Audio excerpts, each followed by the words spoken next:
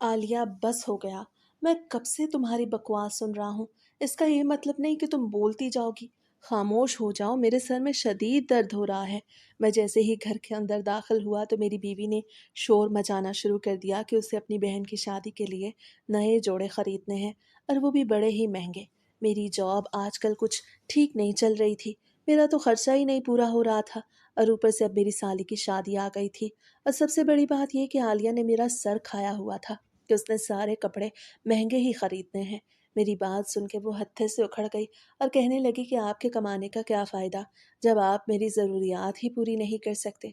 मैं जो पहले ही चिड़चिड़ा हुआ बैठा था, उसकी इस तरह की बात सुनकर मेरा पारा मज़ीद हाई हो गया।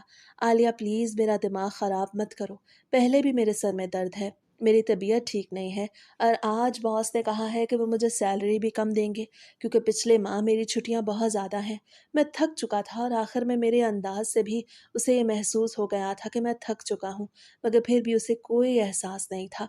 वो बोले जा रही थी और कहे जा रही थी कि आपसे तो मेरे बहनोई अच्छे हैं। वो मेरी बहनों को कितने अच्छे अच्छे कपड़े लेके देते हैं, और एक आप हैं कि नौकरी भी करते हैं, फिर भी मेरा ख्याल नहीं रखते। उसकी दिल जलाने वाली बातें सुनकर मेरा दिमाग फटने लगा था, इसलिए मैं उसी वक्त ही कमरे से बाहर निकल गया। मैं इतनी सर्दी में छत पे आ गया था। मगरिब के वक्त मैं वापस आया था और आधा घंटा मेरा ऐसे ही ज़ाया हो गया था। मैं छत पे पहुंचा तो ठंडी हवा ने मुझे अपनी लपेट में ले लिया, तो मुझे फ़ौरन से नीचे भागना पड़ा। अगर मैं नीचे ना आता तो शायद मेरी कुल्फ़ी जम जाती। मैं किचन में पहुंच गया। वो भी किचन में मौजूद थी। वो रात के खाने की तैयारियों में लगी हुई थी। किचन में थोड़ा बहुत टेम्परेचर नॉर्मल था, इसलिए यहाँ पे आके मुझे कुछ सुकून मिल गया। मैं स्लेब पे चढ़ के बैठ गया था क्योंकि हमारा किचन छोटा सा था और यहाँ पे बैठने की कोई जगह नहीं थी। आलिया खड़े होकर ही सारे काम करती थी। मुझे देख के कहने लगी कि आपको चाय बना दूं।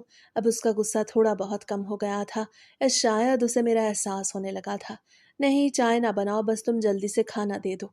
खाना खाने के बाद ही गरम गरम दूध पीऊंगा तो तबीयत खुद ब खुद ही ठीक हो जाएगी।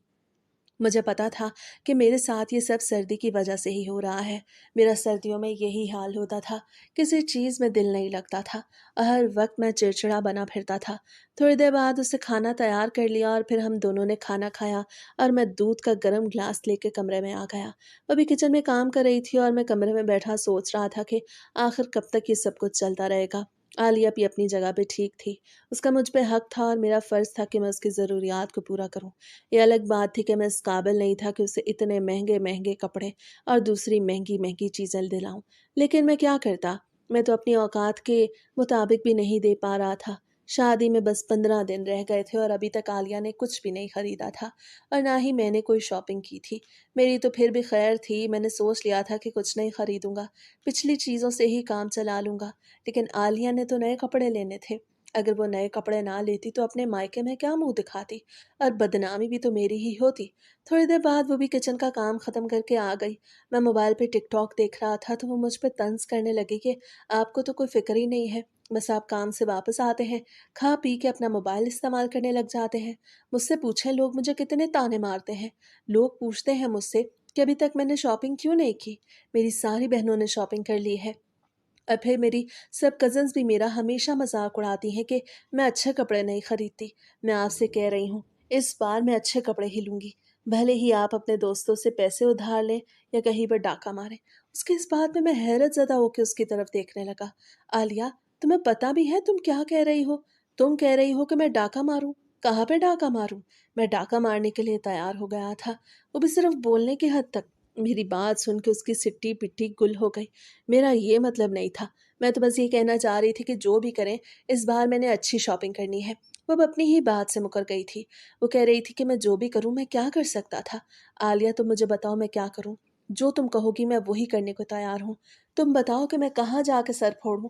मैं जज्बाती हो गया था, मगर वो दोबारा से नहीं बोली थी। मुझे फिर से गुस्सा आ गया। मैंने मोबाइल बंद करके एक तरफ रखा और लिहाफ ओढ़ के सो गया। मेरी आंखों में नमी आ गई। मैंने आलिया को डांट दिया। मैं क्या करता, मुझे बड़ी जल्दी गुस्सा आ जाता था, और वो भी इस तरह की बातें करती थी कि सामने वाले को आग लग जाती थी। मैं लिहाफ के अंदर था कि वो मुझे हिलाने लगी। मैंने मुंह बाहर निकाल के देखा तो वो हाथ बांध के मेरे सामने बैठ गई और कहने लगी, सॉरी, अगर आपको मेरी बातों से बुरा लगा हो तो मैं आपसे माफ़ी मांगती हूँ, लेकिन मैं क्या करूँ, आप खुद बताएं। میں نہیں چاہتی کہ میں سارے خاندان میں آپ کا نام اچھالوں کہ آپ نے مجھے کپڑے خرید کے نہیں دیے۔ اسے تو کپڑوں کو سر پہ سوار کر لیا تھا، اور واقعی میں عورتیں ایسی ہی ہوتی ہیں، اس کا بھی قصور نہیں تھا۔ اب ہم دونوں پیار، محبت اور آرام سے بات کر رہے تھے اور سوچ رہے تھے کہ شادی کے لیے خرچہ کہاں سے آئے گا۔ اور پھر آخر میں اس نے کہا کہ میں وہ انگوٹھی بیچ دیتی ہوں جو آپ نے مجھے منہ دکھائی میں دی تھی۔ جیسے ہی اس نے یہ کہا تو میں نے نفی میں سر ہلانا شروع کر دیا۔ نہیں عالیہ، یہ میں بالکل نہیں چاہوں گا کہ تم میری نشانی کو یوں بیچ دو۔ ابھی ہماری شادی کو سال ہی کتنے ہوئے ہیں جو تم اس انگوٹھی کو بیچنے لگی ہو؟ میں کچھ اور انتظام کرتا ہوں۔ اس کی بات سن کے مجھے اچھا نہیں لگا تھا، لیکن ایک طرف مجھے اس سے ہمدردی بھی ہو گئی تھی کہ وہ میری وجہ سے اپنی قیمتی چیز بھی بیچنا چاہ رہی ہے، کیونکہ خرچہ دینا تو میری ذمہ داری تھا نہ کہ اس کی۔ میری بات سن کے وہ کہنے لگی کہ انگوٹھیاں اور بن جائیں گی، یہ مشکل وقت تو نکالیں۔ تو میں نے اس سے کہا، نہیں، مشکل وقت تو آتے جاتے رہتے ہیں، مگر تم اسے سنبھال کے رکھو۔ میں کہہ رہا ہوں نا کہ میں کچھ نہ کچھ انتظام کر لوں گا۔ میری بات سن کے وہ خاموش تو نہیں ہو رہی تھی، لیکن 2-4 بار سمجھانے کے بعد وہ خاموش ہو کے بیٹھ گئی، اور آخر میں بس اتنا ہی کہا کہ جو بھی کرنا ہے جلدی کریں، کل پرسوں تک مجھے شاپنگ کرنی ہوگی۔ یہ کہہ کے وہ سو گئی تھی، مگر مجھے نیند نہیں آ رہی تھی۔ میں یہی سوچ رہا تھا کہ میں نے اس سے کہہ تو دیا ہے کہ میں کہیں نہ کہیں سے پیسوں کا بندوبست کر لوں گا، لیکن اب مجھے یہ سمجھ نہیں آ رہی تھی کہ میں پیسوں کا بندوبست کروں گا کیسے۔ اور پھر اگلی صبح بھی ہو گئی۔ ہر روز ایک نیا سورج طلوع ہوتا تھا جو میرے ذہن میں روشنی کے بجائے اندھیرا بھر دیتا تھا۔ آنکھوں کے سامنے بھی اندھیرا چھانے لگتا تھا۔ صبح پتی نہ ہونے کی وجہ سے ہمارے گھر میں چائے نہیں بنی تھی، اور میں بنا چائے پیے کام پہ آ گیا تھا۔ وہاں جاتے ہی ایک بری خبر میرا انتظار کر رہی تھی۔ میرا ٹرمینیشن لیٹر میرے کیبنٹ میں پڑا تھا، جسے دیکھ کے میرے طوطے اڑ گئے۔ میں نے اسی وقت ہی اپنا ٹرمینیشن لیٹر اٹھایا اور باس کے کمرے کی طرف چل دیا، مگر وہاں پہ شاید کوئی میٹنگ چل رہی تھی، اس لیے مجھے انتظار کرنا پڑا۔ جب مجھے باس سے ملاقات کا موقع ملا تو اس وقت انہوں نے میری غلطی بتائی، اور میری غلطی یہ تھی کہ میں نے پچھلے 2-3 پروجیکٹس میں ٹھیک کام نہیں کیا تھا، جس کی وجہ سے وہ پروجیکٹ فلاپ ہو گئے تھے، اور اب مجھے کام سے یہ کہہ کے نکالا جا رہا تھا کہ میں یہ کام کرنے کے قابل نہیں ہوں۔ میں نے باس کی منتیں کی کہ اس کام کے علاوہ میرے پاس اور کوئی کام نہیں۔ پہلے بھی وہ میری تنخواہ آدھی کر چکے تھے، اور میں مان گیا تھا۔ مانتا نہ تو کیا کرتا، کام تو ہر حال میں کرنا تھا، اور اب وہ مجھے سرے سے نکال رہے تھے۔ اور آخر کار میں جذبات میں آ کے ان سے جھگڑا بھی کر بیٹھا، تو اس وقت سارے دروازے بند ہو گئے اور انہوں نے مجھے گارڈ کے ذریعے وہاں سے باہر نکلوا دیا۔ میں باہر آ چکا تھا، بائک پہ بیٹھا میں یہ سوچ رہا تھا کہ میں عالیہ کو جا کے کیا بتاؤں گا۔ میں تو یہ سوچ کے آیا تھا کہ آفس سے تھوڑا بہت لون لے لوں گا، اس طرح گزارا چل جائے گا، لیکن اب تو مجھے آفس سے ہی نکال دیا گیا تھا۔ سارا راستہ میری آنکھوں سے آنسو بہتے گئے، دماغ معاف ہو گیا، کچھ سوچا نہیں جا رہا تھا، اور آخر کار میں گھر پہنچ گیا۔ میں گھر پہنچا تو عالیہ مجھے دیکھ کے حیران رہ گئی اور کہنے لگی کہ یہ کیا، آپ اتنی جلدی کیسے واپس آ گئے؟ ابھی تو آپ گئے تھے۔ اس کی بات سن کے مجھے سب کچھ بتانا ہی پڑا تو وہ رونے لگی اور کہنے لگی کہ اب کیا ہوگا، اب تو ہمارے گھر میں فاقے ہونے لگ جائیں گے۔ تو میں نے اس سے کہا کہ ایسے نہیں کہتے، کوئی نہ کوئی حل نکل آئے گا۔ یہ کہہ کے میں کمرے میں آ گیا۔ میں نے اس سے تو کہہ دیا تھا کہ کوئی نہ کوئی حل نکل آئے گا، لیکن میری نظر میں کوئی بھی حل نہیں تھا۔ اور پھر شادی بھی سر پہ تھی۔ ایک تو اس شادی نے ہمارا دماغ خراب کیا ہوا تھا، اور پھر ایک ایک کر کے میں نے اپنے سبھی دوستوں کے نمبر ملائے، مگر کوئی بھی ادھار دینے کو تیار نہیں تھا۔ آخری نمبر میں نے عمیر کا ملایا، جو اس وقت دبئی میں اپنی فیملی کے ساتھ چھٹیاں گزارنے کے لیے گیا ہوا تھا۔ وہ بڑا ہی امیر تھا۔ ہماری دوستی اب سے نہیں بلکہ 7th کلاس سے تھی۔ یہ الگ بات تھی کہ پھر 12ویں میں وہ لوگ اسلام آباد سے کراچی چلے گئے، اور پھر وہاں سے اس نے بہت ترقی کی، اور اب تو ہماری سلام دعا بھی نہیں ہوتی تھی۔ لیکن جب میں نے اس کا نمبر ملا کے اس سے کچھ پیسے ادھار مانگے تو اس نے مجھ سے میرا اکاؤنٹ نمبر مانگا، اور پھر فوراً سے اس نے پیسے بھی بھیج دیے۔ میں بہت خوش ہو گیا تھا۔ اس نے کہا تھا کہ مجھے زیادہ جلدی نہیں ہے، جب تمہارے پاس ہوں اس وقت دے دینا۔ میں نے اس سے 20,000 روپے لے لیے تھے۔ اس سے شادی کا خرچہ تو بڑے آرام سے چل جانا تھا، لیکن مجھے شادی کے بعد کا بھی سوچنا تھا۔ دن پہ دن گزرتے جا رہے تھے، اور پھر انہی پیسوں سے ہم نے شاپنگ بھی کر لی، اور پھر کچھ پیسے بچا بھی لیے، کیونکہ سلامی بھی تو دینی تھی۔ وقت بڑی تیزی کے ساتھ گزرتا جا رہا تھا، اور پھر جب عالیہ کی بہن کی شادی گزر گئی تو پھر ہم ایک مرتبہ پھر سے خالی ہو گئے۔ میں سارا دن گھر پہ بیٹھا رہتا۔ وہ بھی مجھ سے سیدھے منہ بات نہیں کرتی تھی، اور کرتی بھی کیوں؟ خواتین کو کمانے والے مرد اچھے لگتے ہیں، نہ کہ ایسے مرد جو سارا دن گھر پہ بیٹھے رہیں۔ میں صحن میں بیٹھا اخبار پڑھ رہا تھا کہ وہ چائے لے کے وہیں پہ آ گئی اور کہنے لگی کہ آخری دودھ تھا۔ اب دودھ کے ڈبے بھی ختم ہو گئے ہیں اور میرے پاس پیسے بھی نہیں ہیں۔ اب آپ خود بتائیں گزارا کیسے چلے گا؟ اس نے کہا تو میں اس کی طرف دیکھنے لگا مگر کوئی جواب نہیں دے پایا تھا۔ میں نے چائے کا مگ پکڑ لیا، وہ سارے پیسے ختم ہو گئے تھے۔ ہم نے ان پیسوں میں سے کچھ پیسے بچا کے گھر کا سودا سلف لے لیا جو اب ختم ہونے کو تھا۔ عالیہ، میں نے 1-2 جگہ پہ نوکری کے لیے اپلائی کیا ہے، جیسے ہی انٹرویو ہوں گے تو میں انٹرویو دینے کے لیے جاؤں گا، اور پھر تم دعا کرنا کہ میرا کہیں نہ کہیں پہ کام پکا ہو جائے اور ہماری یہ مشکل ختم ہو۔ میں نے کہا تو وہ کہنے لگی کہ آپ کے انٹرویو کب ہوں گے؟ تب تک گزارا کیسے چلے گا؟ تو میں نے اس سے کہا کہ تم اپنی بہنوں سے کچھ پیسے لے لو، تو اس بات پہ ناراض ہونے لگی اور کہنے لگی کہ نہیں، میں ان سے پیسے نہیں مانگ سکتی، میں ان پہ اظہار نہیں کر سکتی کہ آپ کی نوکری چلی گئی۔ وہ بڑی ہی خوددار تھی، کبھی اپنی ماں اور بہنوں کے سامنے بھی ہاتھ نہیں پھیلایا تھا، مگر میں کیا کرتا؟ میں نے اسے اس نوبت پہ لا کھڑا کیا تھا کہ میں اسے اس چیز پہ مجبور کرنے لگا، اور آخر کار وہ مان گئی، اور اس نے اپنی سب سے بڑی بہن کو فون کیا تو وہ کہنے لگی کہ میں اس وقت دعوت میں آئی ہوں، گھر جا کے تم سے بات کروں گی۔ اسے کال فوراً سے کٹ کر دی۔ دیکھا، تمہاری بہنیں بھی تمہارا ساتھ نہیں دیتی، اسے پتہ چل گیا ہوگا کہ تم پیسے مانگنے والی ہو، اسی لیے ہی اس نے تمہاری کال کٹ کر دی۔ میں نے عالیہ سے کہا تو وہ کہنے لگی کہ نہیں، میری بہن ایسی بالکل بھی نہیں ہے، واقعی میں وہ کہیں پہ گئی ہوگی، جب وہ گھر آئے گی تو خود ہی مجھ سے بات کرے گی۔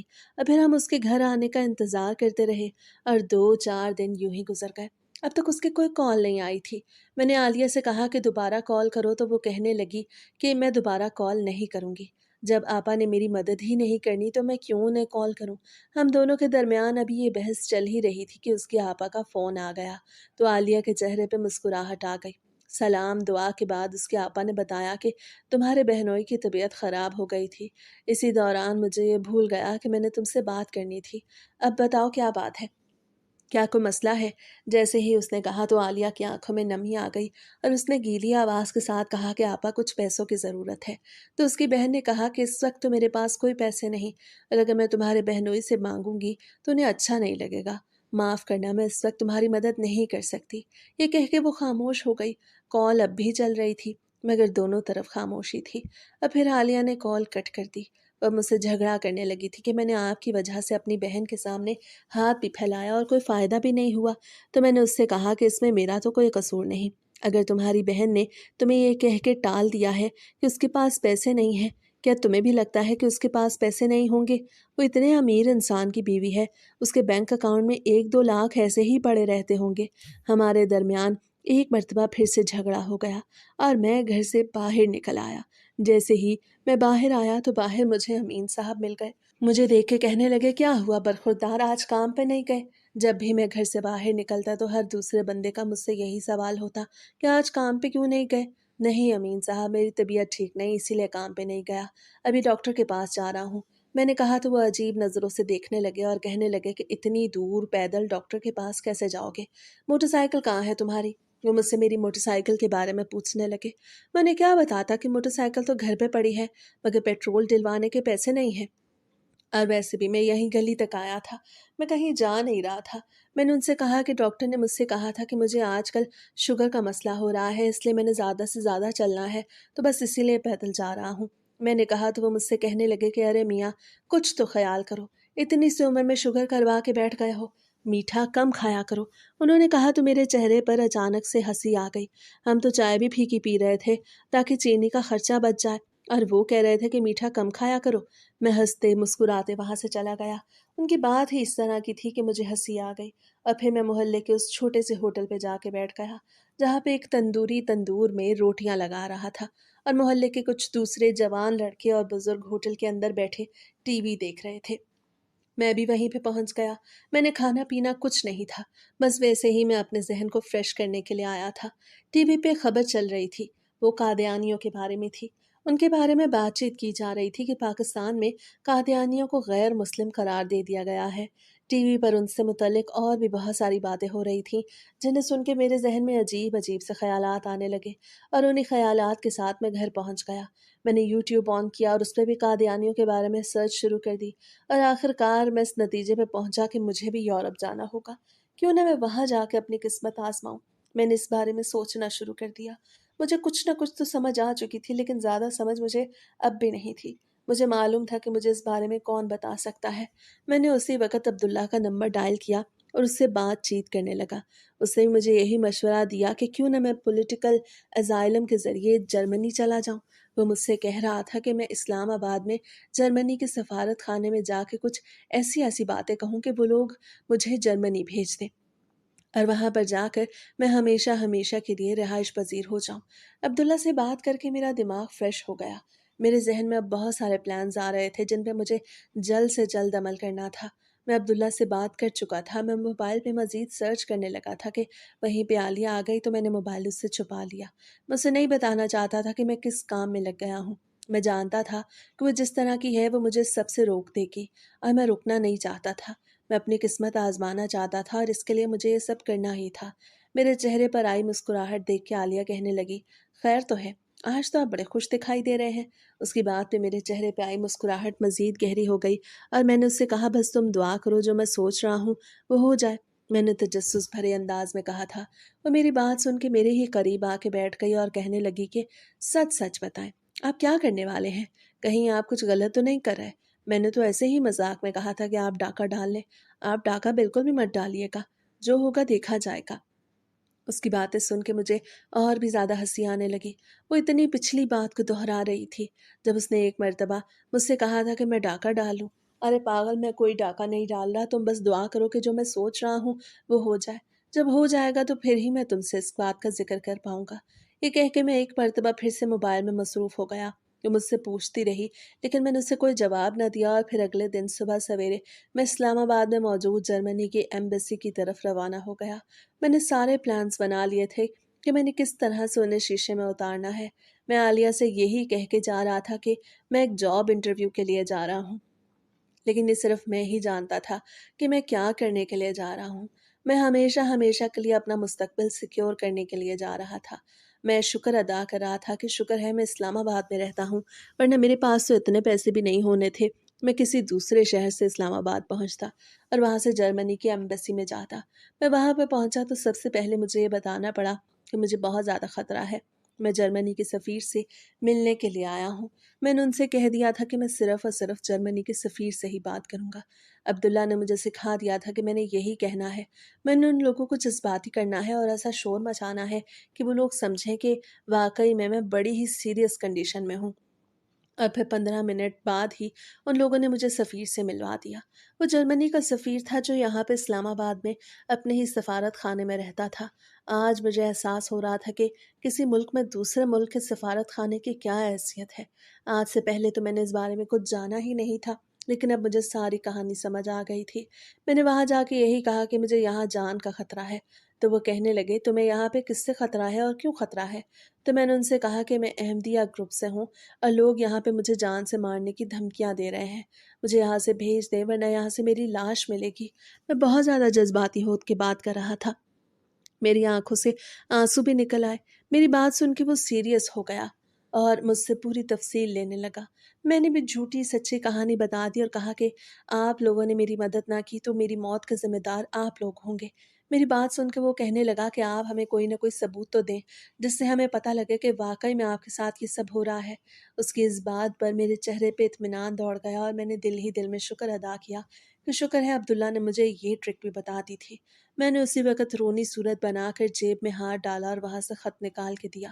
میں نے اس افسر سے کہا کہ ایسے خط مجھے اکثر ملتے رہتے ہیں، مجھے معلوم نہیں کہ یہ کون بھیجتا ہے، مگر میں یہ جانتا ہوں کہ جو کوئی بھی ہے وہ میری جان کا دشمن بن گیا ہے۔ اس افسر نے وہ خط پڑھا اور تفتیش بھرے لہجے میں کہا، آپ تو واقعی ٹھیک کہہ رہے ہیں، میں آپ کے لیے کچھ نہ کچھ ضرور کروں گا۔ یہ کہہ کے اس نے مجھے بھیج دیا اور کہا کہ 2 دن بعد آ کے مجھ سے رابطہ کرنا۔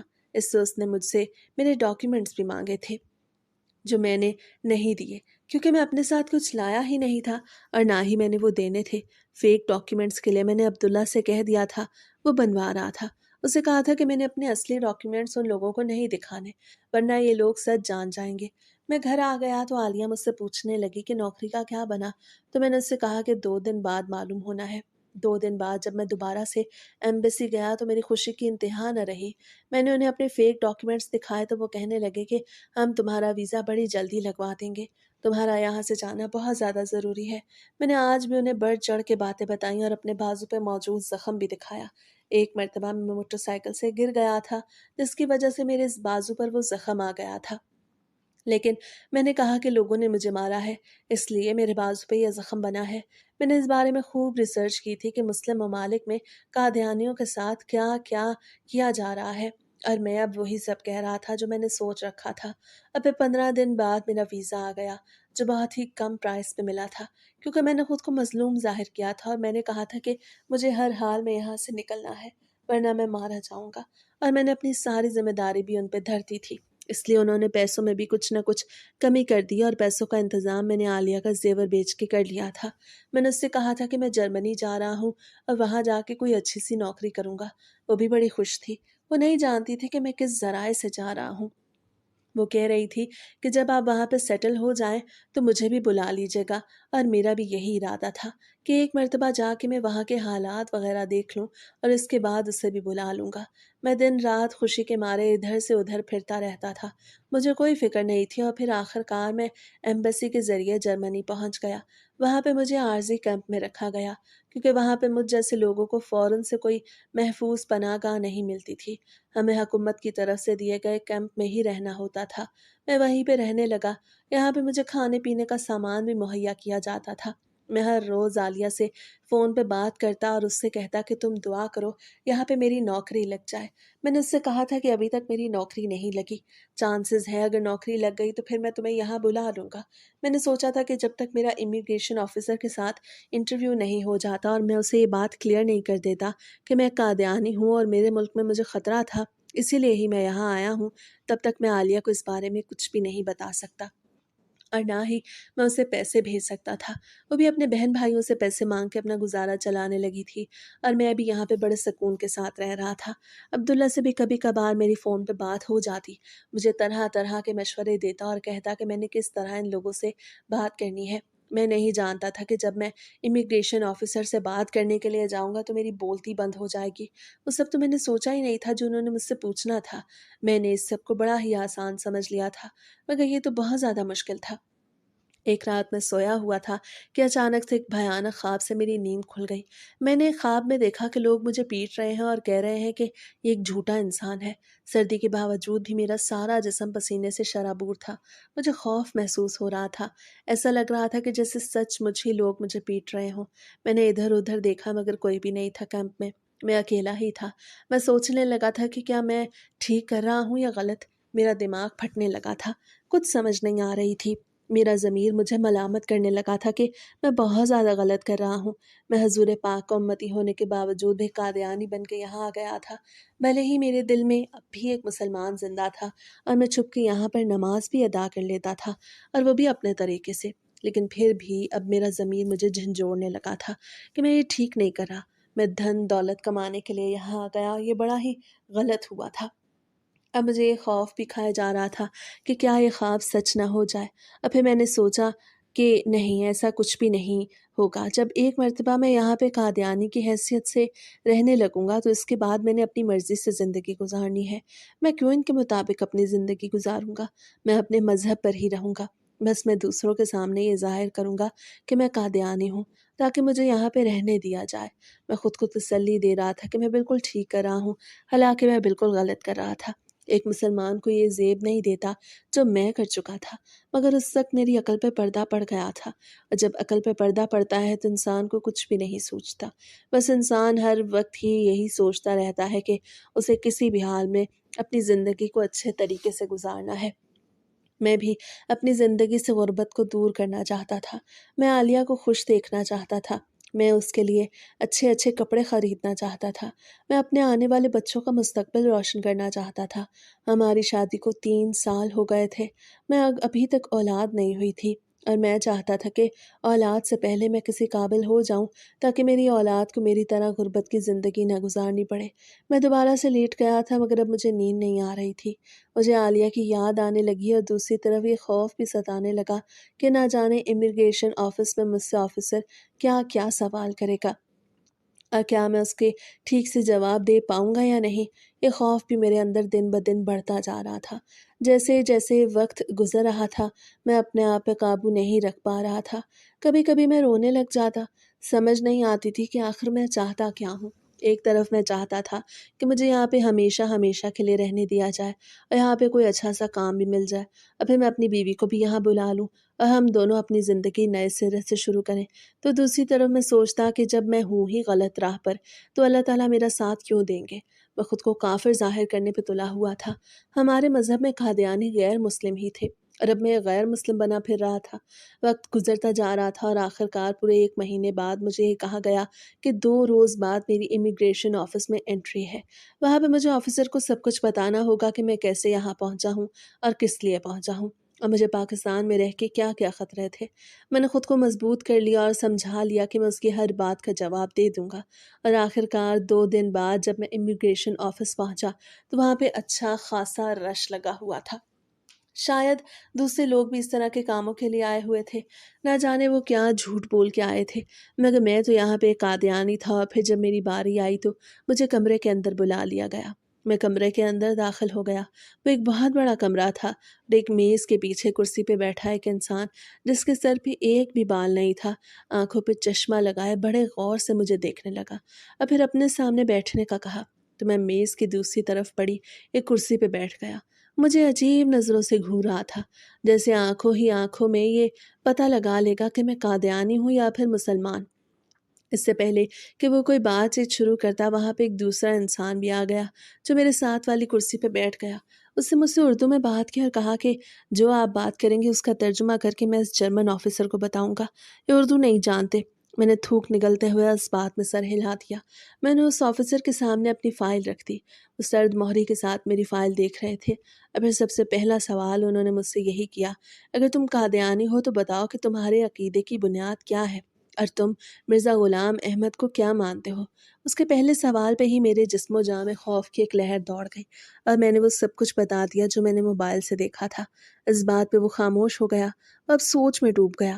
وہ سوچ رہا تھا کہ اب اس نے مجھ سے کیا سوالات کرنے ہیں۔ میں نے جو جواب دیا تھا اس مترجم نے اسے اپنی ہی زبان میں اس جرمن آفیسر سے کہہ دیا تھا، اور اب وہ بالکل خاموشی کے ساتھ مجھے گھور رہا تھا۔ پھر اس نے ایک اور سوال کیا۔ اس اپنی بولی میں کہا مجھے سمجھ نہیں آئی۔ میں اب اس مترجم کا انتظار کر رہا تھا کہ وہ مجھ سے پوچھے، اور جب مترجم نے کہا کہ تم پاکستان میں کس شہر میں رہتے تھے اور وہاں پر تمہاری کمیونٹی کا صدر کون تھا، تو میں نے تھوک نگلتے ہوئے ان دونوں کے چہرے کی طرف دیکھا۔ میرا دماغ پھٹ رہا تھا، چہرہ دھواں دھواں ہو رہا تھا۔ سمجھ نہیں آ رہی تھی کہ اس بات پہ کیا جواب دوں۔ یہ تو میں نے سوچا ہی نہیں تھا۔ میں یہ تو کہہ سکتا تھا کہ میں اسلام آباد کا رہائشی ہوں، لیکن میں یہ کیسے کہہ سکتا تھا کہ وہاں ہماری کمیونٹی کا صدر کون تھا؟ میں تو جانتا ہی نہیں تھا کہ اسلام آباد میں قادیانی کمیونٹی کا صدر کون ہے۔ اس مترجم نے جب اردو میں کہا کہ جلدی بتاؤ، آفیسر انتظار کر رہے ہیں، تو میں نے جھوٹ موٹ میں یہی کہہ دیا کہ میں وہاں پہ چھپ کے رہتا تھا۔ میں نہیں جانتا کہ وہاں کمیونٹی کا صدر کون ہے۔ میں لوگوں کے سامنے کھلے عام یہ نہیں کہتا کہ میں قادیانی ہوں، بس کچھ لوگوں کو ہی معلوم تھا اور وہی لوگ مجھے جان سے مارنے کی دھمکیاں دیتے تھے۔ میں یہ کہہ کے بالکل کانفیڈنس کے ساتھ اکڑ کے بیٹھ گیا۔ میں نے اپنے چہرے پہ کوئی ایسا تاثر ظاہر نہیں کیا جس سے انہیں اندازہ ہو کہ میں جھوٹ بول رہا ہوں۔ اس کے بعد وہ مجھ سے عبادات کے بارے میں پوچھنے لگے کہ قادیانی کس طرح سے نماز ادا کرتے ہیں، کس طرح سے دعا مانگتے ہیں۔ یہ بھی میں نہیں جانتا تھا۔ میں نے کچھ نہ کچھ تو کہا تھا، مگر مجھے یہ اندازہ ہو رہا تھا کہ وہ لوگ سمجھ گئے ہیں کہ میں جھوٹ بول رہا ہوں۔ مگر یہیں تک انہوں نے اپنے سوالوں کو ختم نہیں کیا، بلکہ وہ مجھ سے پوچھنے لگے، کیا تم نے کبھی قادیانیوں کی عبادت گاہ پہ ڈیوٹی دی ہے؟ یہ سن کے میں حیران رہ گیا کہ یہ کیسا سوال ہے، میں کیوں وہاں پہ ڈیوٹی دوں گا؟ شاید قادیانی ایسا کرتے تھے، مگر میں اس بارے میں بھی کچھ نہیں جانتا تھا۔ میں خاموش بیٹھا تھا اور پھر اس نے مجھ سے پوچھا کہ اچھا یہ بتاؤ، قادیانیوں کی مخصوص عبادت گاہ کا کیا نام ہے؟ اس بات پہ میری سٹی پٹی گل ہو گئی۔ میں تو یہ بھی نہیں جانتا تھا۔ میں نے تو بس رٹے رٹائے 2 4 جملے ہی سیکھے تھے جو میں کہہ چکا تھا، مگر اب انہیں یقین نہیں آ رہا تھا۔ وہ مجھ سے پوچھ رہے تھے، کبھی میں نے کوئی چندہ دیا ہے تو میں نے اس کا کوئی تصدیقی خط دکھاؤں؟ اس بات پہ بھی میں خاموش رہا۔ اس بات کی تو مجھے سمجھ ہی نہیں آئی کہ یہ کیسی بات ہے، میں کہاں سے کوئی تصدیقی خط لاؤں؟ اب میرے پاس کوئی جواب نہیں تھا۔ پھر اس آفیسر نے اپنی ہی بولی میں مترجم سے کوئی بات کی جو اس نے طنزیہ ہنسی کے ساتھ کی تھی۔ میں گھبرانے لگا اور اب مجھے انتظار تھا کہ مترجم کیا کہتا ہے، اور جب مترجم نے کہا کہ تم جھوٹ بول رہے ہو، ہمیں پتہ چل گیا ہے کہ تم قادیانی نہیں ہو، تم جھوٹ بول کے یہاں آئے ہو، تم نے ایمبیسی کو تو پاگل بنا لیا، مگر تم ہمیں پاگل نہیں بنا پاؤ گے۔ اب تم دیکھو کہ ہم تمہارے ساتھ کیا کرتے ہیں۔ جیسے ہی مترجم نے کہا تو میرے پیروں تلے سے زمین نکل گئی اور آنکھیں اسی وقت ہی لال انگارہ ہونے لگیں۔ میں بہت زیادہ خوف میں مبتلا ہو گیا اور مجھے خود پہ غصہ آ رہا تھا کہ میں یہ کیا کر بیٹھا ہوں۔ میں نے ان سے کہا نہیں، آپ غلط سمجھ رہے ہیں، میں ٹھیک بول رہا ہوں۔ مجھے اس بارے میں زیادہ پتہ نہیں کیونکہ مجھے قادیانی بنے زیادہ ٹائم نہیں ہوا۔ میں نے کچھ عرصہ پہلے ہی یہ مذہب اختیار کیا ہے، اسی لیے مجھے زیاددہ معلومات نہیں۔ آپ میری بات کا یقین کریں۔ آپ میرے ڈاکیومنٹس تو دیکھ چکے ہیں، یہاں پہ بھی تو سب کچھ واضح لکھا ہے۔ میں بولتا جا رہا تھا مگر مترجم خاموش بیٹھا تھا۔ اسے جرمن آفیسر سے کچھ بھی نہیں کہا۔ پھر آخر میں مترجم نے مجھ سے یہی کہا کہ یہ جو ساری کہانی جو تم نے مجھے سنائی ہے، اگر میں یہ اس آفیسر کو بتا دوں تو یہ تمہیں ہمیشہ ہمیشہ کے لیے جرمنی میں ہی قید کر لیں گے، اور وہ بھی قید بامشقت۔ اسی لیے خاموش ہو کے بیٹھ جاؤ ورنہ اچھا نہیں ہوگا۔ اس کی اس دھمکی نے میرے منہ پہ 12 بجا دیے۔ آنکھوں میں نمی آ گئی، سمجھ نہیں آ رہی تھی کہ کیا کروں۔ اس کے بعد مترجم نے مجھ سے کہا آفیسر کہہ رہا ہے کہ اب ہم تمہیں ڈیپورٹ کر دیں گے، اس کے لیے تیار ہو جا۔ اور اس کے بعد بھی مجھے ایسے ہی وہاں سے نہیں نکلنے دیا، بلکہ انہوں نے 1000 جگہ پہ میرے انگوٹھے لگوائے، بیانات لیے کہ میں جھوٹا ہوں اور میں جھوٹ بول کے آیا تھا۔ میں نے روتے ہوئے اپنی ہی زبان میں انہیں بتایا کہ میں واقعی میں یہاں پہ جھوٹ بول کے آیا تھا، کیونکہ انہوں نے مجھے دھمکی دی کہ اگر میں نے یہ بیان ریکارڈ نہیں کروایا تو مجھے قید کر لیں گے۔ اب میرے ساتھ بہت برا ہو چکا تھا، میں ہمیشہ ہمیشہ کے لیے بلیک لسٹ ہو گیا تھا۔ میں کبھی بھی کسی یورپی ملک کا ویزا حاصل نہیں کر سکتا تھا اور نہ ہی کبھی یہاں پہ آ سکتا تھا۔ ان لوگوں نے اپنے تمام دفاتر میں میرے ریکارڈ کو بھیج دیا۔ صرف یہی نہیں بلکہ مجھے 1 ہفتہ اپنے قید میں رکھا گیا۔ 1 ہفتے بعد ہی انہوں نے مجھے ڈیپورٹ کرنا تھا۔ قید میں رہ کے میں ہر وقت روتا رہتا، کسی سے میری کوئی بات نہ ہوتی تھی۔ میرے پاس موبائل نہیں تھا اور نہ ہی کوئی دوسرا سامان اور موبائل بھی ان لوگوں نے ضبط کر لیا تھا اور کہا تھا کہ آخری وقت میں مجھے وہ سامان واپس ملے گا۔ آخر کار ان لوگوں نے مجھے جہاز میں بٹھا کے پاکستان بھیج دیا۔ جیسے ہی میں اسلام آباد ایئرپورٹ پہ پہنچا تو FIA والوں نے مجھے گرفتار کر لیا۔ اس بارے میں مجھے کچھ بھی نہیں پتا تھا۔ میں نے تو یہی سوچا تھا کہ وہاں پہ جا کے خاموشی سے کہیں چھپ جاؤں گا اور کسی کو پتہ بھی نہیں چلے گا کہ میں کہاں گیا تھا اور کیوں گیا تھا اور وہاں پہ میرے ساتھ کیا ہوا تھا، مگر یہ ساری میری خام خیالی تھی۔ FIA نے مجھے ایئرپورٹ سے پکڑا اور پھر جا کے جیل میں بند کروا دیا اور مجھ پہ کئی دفعات لگ گئی کیونکہ میں فیک ڈاکیومنٹس بنا کے جرمنی گیا تھا اور میں نے بہت زیادہ جھوٹ بھی بولے تھے۔ وہ لوگ کہہ رہے تھے کہ میں نے پاکستان کا نام بدنام کیا ہے۔ ہر لحاظ سے مجھے نقصان ہی نقصان ہو رہا تھا۔ ان لوگوں نے جب مجھے پورے 3 سال کی قید سنائی تو میں ان کے قدموں میں گر گیا۔ ان لوگوں نے مجھے پیٹنا شروع کر دیا اور کہا کہ یہ سب تمہیں پہلے سوچنا چاہیے تھا۔ پھر ان کی منتیں کرنے کے بعد عالیہ مجھ سے ملنے کے لیے آئی۔ انہوں نے میرے گھر پہ اطلاع کر دی تھی اور اب عالیہ مجھے دیکھنے کے لیے آ گئی تھی۔ اس کی آنکھوں میں آنسو تھے اور وہ مجھ سے کہہ رہی تھی کہ آپ نے ٹھیک نہیں کیا۔ اگر آپ مجھے سچ بتاتے تو میں کبھی آپ کو جانے ہی نہ دیتی۔ آپ کو شرم نہیں آئی خود کو غیر مسلم بتاتے ہوئے؟ آپ ایک مسلمان ہیں نہ کہ قادیانی۔ آپ کو یہ تو سوچنا چاہیے تھا۔ وہ میرا ضمیر پھر سے جگا رہی تھی۔ میرا ضمیر تو پہلے ہی جا گیا تھا لیکن اس وقت مجھے لالچ آ گیا اور میں لالچ میں آ کے بس بولتا ہی گیا، مگر اب میں کچھ بھی نہیں بول پا رہا تھا۔ میں نے عالیہ سے کہا کہ تم تو ایسے مت کہو، تم تو میری بیوی ہو، تم تو میرا ساتھ دو، مگر وہ کہنے لگی کہ غلط چیز کا میں ساتھ نہیں دیتی۔ آپ کو پتہ ہے سارے خاندان میں یہ بات پھیل گئی ہے کہ آپ جھوٹ بول کے جرمنی گئے تھے اور وہاں پہ آپ کے ساتھ بڑا ہی برا سلوک ہوا ہے اور آئندہ کبھی بھی کسی ملک کا سفر نہیں کر پائیں گے۔ سارا خاندان ہم پہ تھو تھو کر رہا ہے، ہر کسی نے ہم سے بائیک آؤٹ کر لیا ہے۔ مجھ سے تو میرے بہن بھائی بھی بات نہیں کر رہے۔ اسے روتے ہوئے کہا تو میں نے اس کے سامنے ہاتھ جوڑ لیے۔ وہ بھی رو رہی تھی، میں بھی رو رہا تھا، مگر اس رونے کا کوئی فائدہ نہیں نکلنا تھا۔ پھر جب ملاقات کا ٹائم ختم ہوا تو وہ وہاں سے چلی گئی اور میں جیل کی دیواروں کے ساتھ ٹیک لگا کے بیٹھ گیا۔ دماغ میں کھلبلی مچی ہوئی تھی۔ امیگریشن آفیسر کے سوالات میرے کانوں میں گونج رہے تھے اور میرے اپنے جوابات بھی مجھے جھنجھوڑ رہے تھے کہ نہ جانے میں کیا کیا کہتا رہا۔ اور پھر ایمبیسی میں بھی میں نے بہت زیادہ جھوٹ بولے تھے۔ جو بھی تھا یہ وقت بڑا ہی مشکل تھا، جو بڑا ہی آہستہ گزرا تھا، مگر آخر کار گزر ہی گیا۔ اور پھر قید کی مدت ختم ہونے کے بعد مجھے رہا کر دیا گیا، مگر رہائی کے بعد بھی مجھے ایسا لگتا تھا کہ جیسے میں قید میں ہوں۔ کوئی مجھ سے سیدھے منہ بات نہیں کرتا تھا اور نہ ہی کوئی مجھے نوکری پہ رکھتا، اور سب سے بڑی بات کہ میری بیوی کا سارا زیور بھی بک چکا تھا۔ اب ہم بالکل خالی ہاتھ ہو گئے تھے۔ صرف ہمارے پاس وہی گھر تھا جو میرا آبائی گھر تھا، اور اتنے سالوں میں اس بیچاری نے لوگوں کے گھروں میں کام کر کر کے اپنا پیٹ پالا۔ مگر اب میں نے سوچ لیا کہ جو ہو گیا سو ہو گیا۔ اب میں اپنے لیے کچھ نہ کچھ کروں گا۔ مجھ سے غلطیاں ہوئی تھی لیکن میں اب اپنی غلطیاں سدھارنا چاہتا تھا۔ سب سے پہلے تو میں نے 5 وقت کی نماز شروع کی اور اللہ سے رو رو کے توبہ کی، اور اس کے بعد بریانی کی ریڑھی لگانا شروع کر دی۔ 10,000 روپے میں نے اپنے ایک دوست سے قرض اٹھایا۔ میرا بڑا اچھا دوست تھا، اس نے مشکل وقت میں میرا ساتھ دیا، پھر آہستہ آہستہ میرا کام چل نکلا۔ عالیہ مجھے گھر سے بریانی بنا کے دیتی، جسے میں باہر ریڑھی پہ بیچتا، اور پھر کچھ سال میں یہی کام کرتا رہا اور دوبارہ سے اپنی عزت کمانے میں کامیاب ہو گیا۔ ایسا مجھے لگتا تھا کہ لوگ دوبارہ سے مجھے عزت دینے لگے ہیں، لیکن وہ عزت تو کبھی بھی واپس نہیں آ سکتی جو ایک بار چلی جائے۔ اور پھر اکبر کے توسط سے مجھے کمپنی میں جاب مل گئی، جس کی تنخواہ تو بہت کم تھی، لیکن پھر بھی میں خوش تھا۔ میں نے سوچ لیا کہ میں کبھی بھی ایسی ڈنڈی نہیں ماروں گا جو میں پہلے مار چکا تھا، کیونکہ جب بھی انسان شارٹ کٹ یا جھوٹ کا سہارا لیتا ہے تو وہ منہ کے بل ہی گرتا ہے، اور ایسے دوست بھی زندگی میں نہیں ہونے چاہیے جو آپ کو مزید گمراہ کر دے۔ اگر اس وقت عبداللہ مجھے سمجھا دیتا کہ میں ٹھیک نہیں کر رہا تو میں سمجھ آتا، مگر ایسا نہیں ہوا تھا۔ سمجھانے کے بجائے اس نے تو الٹا میرا دماغ پختہ کر دیا، جس کی وجہ سے آج میں یہ سب کچھ بھگت رہا تھا۔ سچ ہی کہتے ہیں کہ اچھا دوست کسی نعمت اور برے دوست کسی سزا سے کم نہیں ہوتے۔